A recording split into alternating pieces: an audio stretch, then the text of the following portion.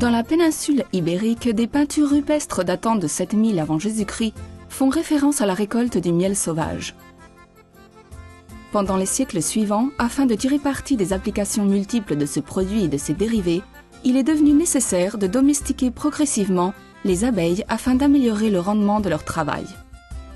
Les premières ruches fabriquées par les êtres humains ont été creusées dans des troncs d'arbres ou étaient faites en terre et en paille. Ces objets cherchaient à créer des espaces accueillants pour y attirer les abeilles.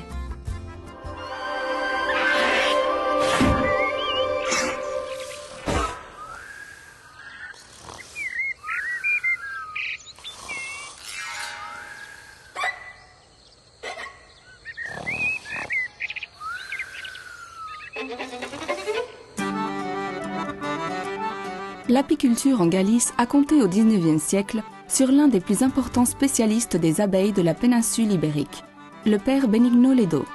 Ce fut lui qui introduisit en 1880 la ruche Layenne et qui rédigea à l'intention des générations à venir son cours pratique d'apiculture, un manuel précieux et très complet sur l'univers apicole. L'élaboration du miel suit un processus naturel, le travail réalisé par les abeilles est le même depuis l'aube des temps.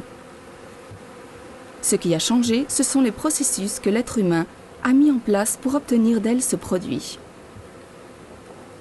Les ruches de liège, ou creusées dans des troncs, ont été progressivement remplacées par des ruches modernes à hausse et cadres mobiles qui permettent la manipulation et l'observation directe. Après l'extraction des cadres des ruches, le premier travail consiste à les désoperculer, c'est-à-dire à couper la pellicule de cire qui bouche les cellules contenant le miel. Les apiculteurs utilisent généralement pour cela un couteau, même si l'on peut accélérer cette phase au moyen d'une machine.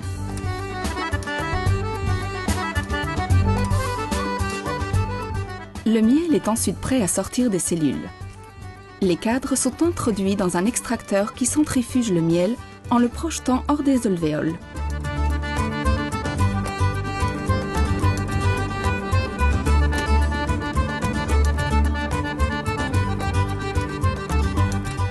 Une fois libéré, le miel passe à travers d'un premier filtre qui retire la cire et les petites bulles d'air contenues dans le miel.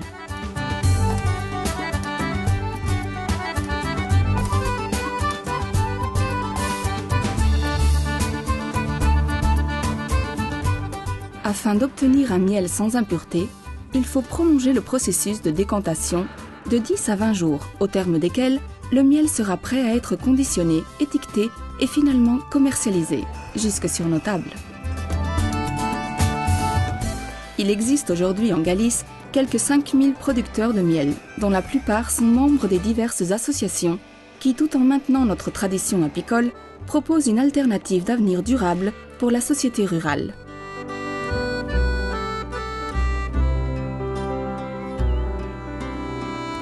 En ce sens, la modernisation de l'apiculture galicienne doit beaucoup à l'Association galicienne d'apiculture, AGA, fondée en 1980. En Galice, il est possible d'acheter des miels de différentes zones et de différents producteurs. L'indication géographique protégée Mel de Galicia a vu le jour en 2007 afin de réglementer le processus que doivent suivre les miels commercialisés sous ce label.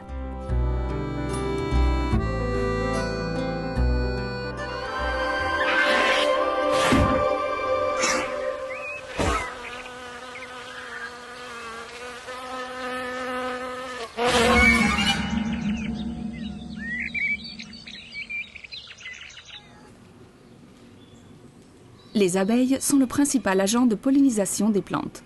Leur activité est liée au nombre de récoltes qui deviendront, le temps venu, l'aliment pour la faune et pour les humains. Les abeilles sont donc un élément clé dans le maintien de la biodiversité. Et pour leur survie, il est nécessaire de favoriser les pratiques agricoles et forestières durables et d'éviter l'emploi de produits toxiques dans le traitement des cultures. Le miel fait partie fondamentale d'une diète variée et équilibrée. Grâce à lui, nous fournissons à l'organisme des sucres à assimilation rapide, des protéines, des oligoéléments et des vitamines. Une consommation quotidienne de 40 à 50 grammes, soit de 4 à 5 cuillerées, apporte une plus grande résistance à la fatigue physique et intellectuelle. Le miel a aussi des applications thérapeutiques. Voilà pourquoi il est consommé à la maison lorsque nous avons un rhume ou lorsque nous avons mal à la gorge. La nuit, pour nous détendre et pour mieux dormir, rien de tel qu'un peu de lait chaud avec du miel. De quoi nous remettre d'aplomb.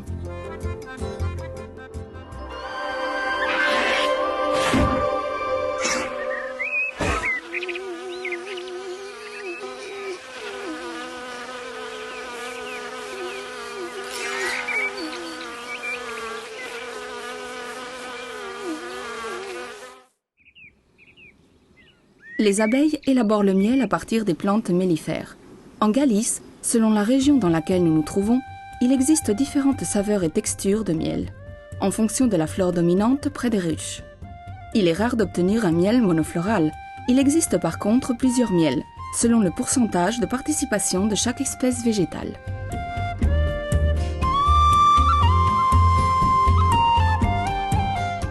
Lorsque les abeilles butinent le nectar d'un large éventail d'espèces de fleurs, on obtient alors du miel millefleurs, dont la saveur variera aussi en fonction de la qualité de nectar employé de chaque espèce végétale.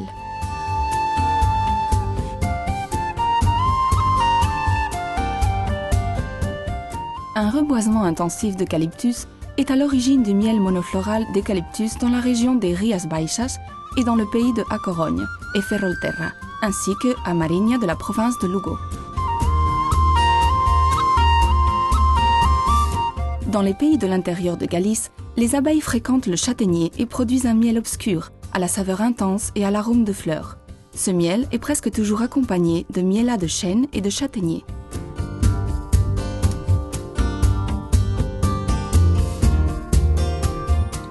Une bonne partie de la couverture végétale en Galice est formée par des buissons ou pousses à bruyère. Dans les zones de montagne, quant à elles, on produit un miel obscur aux tonalités rouges et au goût légèrement amer.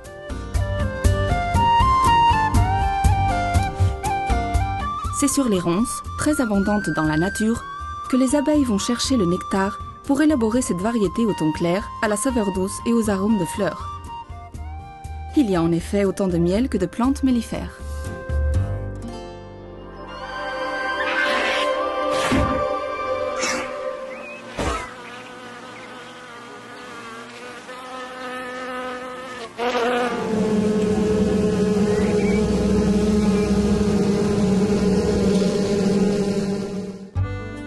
Il est possible de déguster cet aliment de bien des façons. Le miel est un complément parfait pour tout type de gâteau, de lait, d'infusion, de pain et de fruits. Ses multiples qualités lui assurent une place d'ingrédient dans les recettes sucrées ou salées. C'est un fait. Grâce à ses propriétés naturelles, cet élément n'a jamais quitté nos cuisines. Les foires consacrées au miel ne manquent pas en Galice, et la plupart de ces événements ont lieu en automne.